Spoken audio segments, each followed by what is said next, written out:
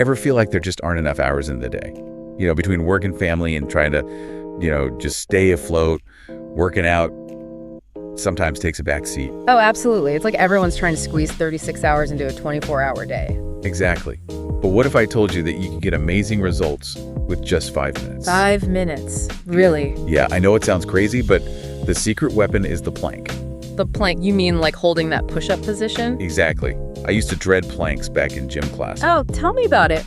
But honestly, it's so much more than just an ab exercise. It really strengthens your entire core, which is crucial for everything. Yeah, no, I hear you on that. My back could definitely use some TLC after all that time hunched over my laptop. Oh, I feel you. That's actually one of the biggest benefits of planking.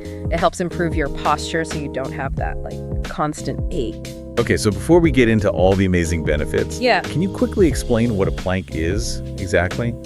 What makes it different from other exercises? Sure. So imagine you're holding the top of a push-up position, right? Your forearms are on the ground, your shoulders are stacked right over your wrists, and your body's in a straight line from head to heels. Okay, got it. Straight line, check. Right. And the key here is that it's an isometric exercise. Isometric, huh? Sounds kind of science-y. It basically just means that you're holding a static position. So you're engaging your muscles, but not actually moving. So it's like instead of lifting weights up and down, you're just holding yourself up against gravity. Yeah, exactly. You're creating tension and building that endurance in your muscles. Okay, I can already feel the burn just thinking about it. It's a good burn. But I gotta ask, how does just holding this one position for a few minutes actually make you stronger? So every time you hold that plank, you're actually creating tiny little tears in your muscle fibers. Ouch. But don't worry, it's a good thing. Your body then repairs those tears, and when it does, it makes your muscles stronger and more resilient. So it's like building a brick wall, right? Yeah. Each plank is another brick, and over time, you end up with this super strong structure. Exactly. And the best part is, you're not just working those surface six-pack muscles, you're also hitting those deeper core muscles that are essential for stability. Deep core muscles, huh? Like what? Well, there's the transverse abdominis, the obliques, the multifidus. Whoa, hold on. What us? Don't worry about the fancy names. Just think of them as your body's internal corset. They wrap around your spine and give you that support you need. Oh, okay. So strong multi-somethings equal a strong back. Exactly. And a strong back means less pain, better posture, feeling good in your body. Okay, I'm definitely sold on the benefits, but I have to be honest, holding a plank for even a minute just sounds brutal. 5 minutes.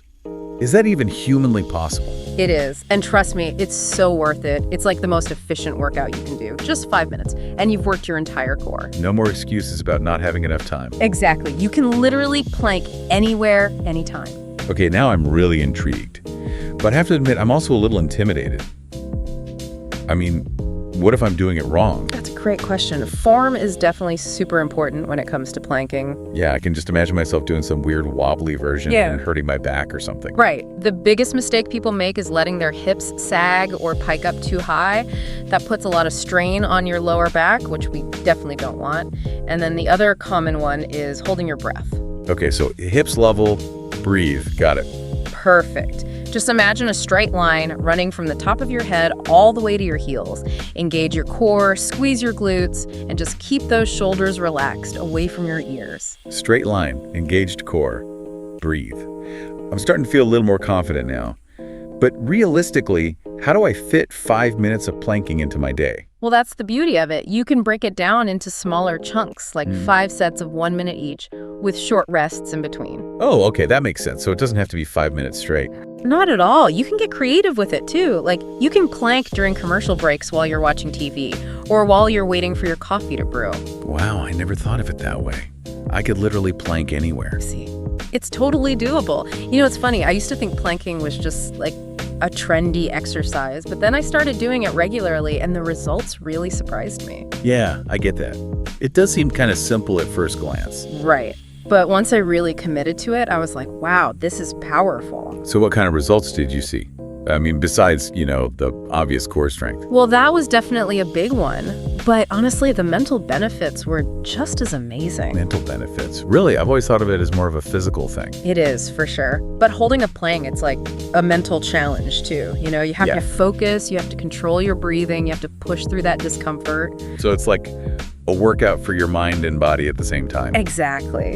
And that mental toughness, it spills over into other areas of your life too. Interesting. So it's like you're building resilience not just in your core, but in your mind too. Yeah, it's about pushing past those limits, both physically and mentally. I like that. I gotta admit, though, my own attempts at planking have been a little less than graceful, let's say. Oh, believe me, I've been there. I used to think I was too cool for planking. Too cool for planking. Yeah. Yeah. Yeah, I thought it was too simple, almost boring. But then you saw the light. Exactly. I finally gave it a real shot, focused on my form, and that's when things started to click.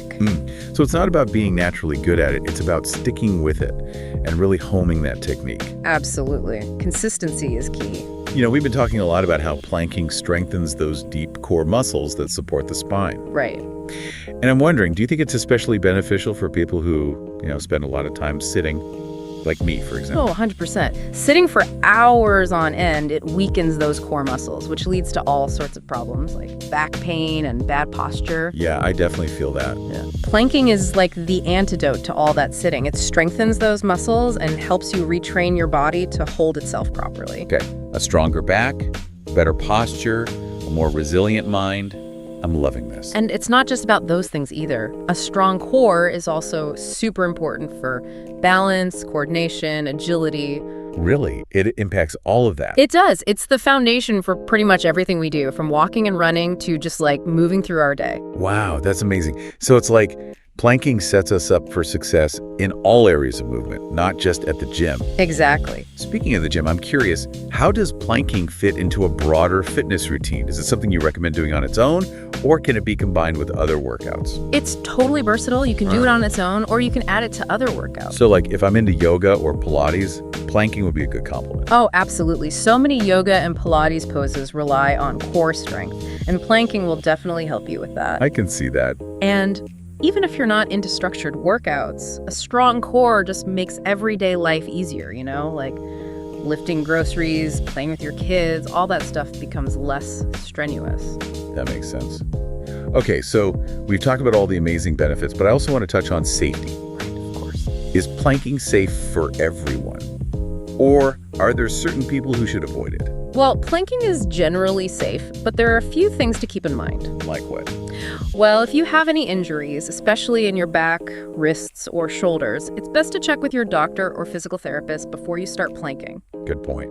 And even if you don't have any injuries, it's really important to listen to your body. Yeah, that's crucial. If you feel any sharp pain, stop immediately. Don't try to push through it. Better to be safe than sorry. Exactly. Remember, quality over quantity. It's better to hold a perfect plank for a shorter time than to try to tough it out and risk getting hurt. I think that's such good advice for any exercise, really. I agree. You mentioned earlier that planking can be challenging, and I'm wondering, what would you say to someone who's feeling a little intimidated by it? Maybe they haven't exercised in a while, or they just don't feel strong enough. I would say start small and don't be too hard on yourself. You don't have to jump right into a minute-long plank. Yeah, that's a good reminder. Start with whatever you can manage, even if it's just 10 seconds. Focus on good form and gradually increase your hold time as you get stronger. So it's all about progress, not perfection. Exactly. And consistency. Yes. Just a few minutes each day can make a huge difference. I love that. Small steps, big results. And remember, fitness is a journey, not a destination. There will be good days and bad days, and that's okay. It's all part of the process. Right. Be kind to yourself, celebrate your progress, and enjoy the ride. Love that. Fitness is a journey.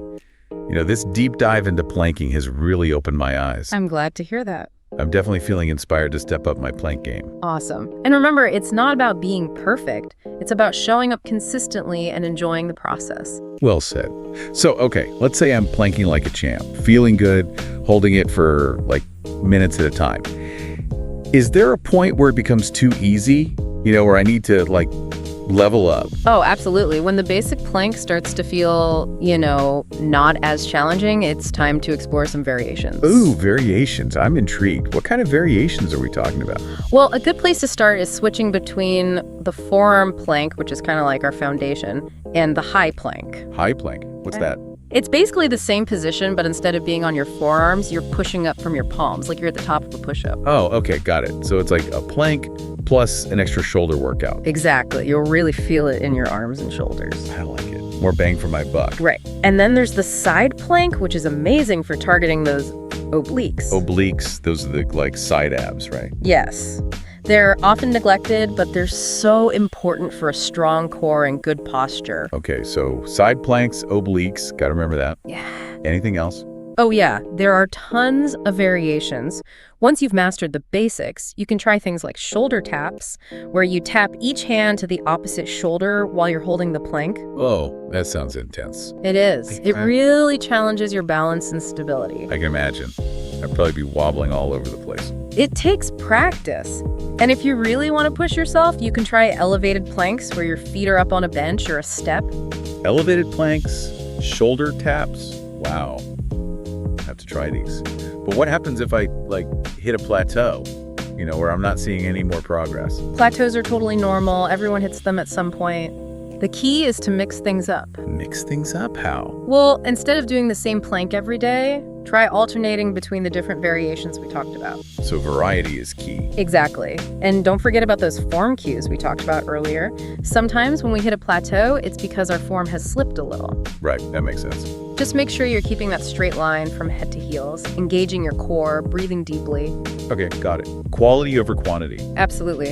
And remember, fitness is not a linear journey. Some days will be harder than others, and that's perfectly fine. That's a good reminder. We're all human, after all. Exactly. Just be patient with yourself, celebrate your progress, and most importantly, enjoy the process. I love that. Enjoy the process. This deep dive into the world of planks has been amazing, really. It's been my pleasure. I'm definitely feeling inspired to take my planking to the next level. That's great to hear. And remember, it's not about perfection. It's about showing up consistently and having fun. So well said. To our listeners, we encourage you to join us on this planking journey. Share your experiences, your progress, your challenges. Let's create a community of strong cores and resilient minds, one plank at a time. And if 5 minutes straight feels overwhelming, break it down. Even a few seconds here and there adds up over time. Exactly. Every little bit counts. Now, who's ready to plank their way to a stronger, healthier self? Let's do this. That's it for today's deep dive into the power of the plank. Thanks for joining us, and we'll see you next time for another exciting exploration into the world of health and wellness. Until then, stay curious, stay strong, and keep planking.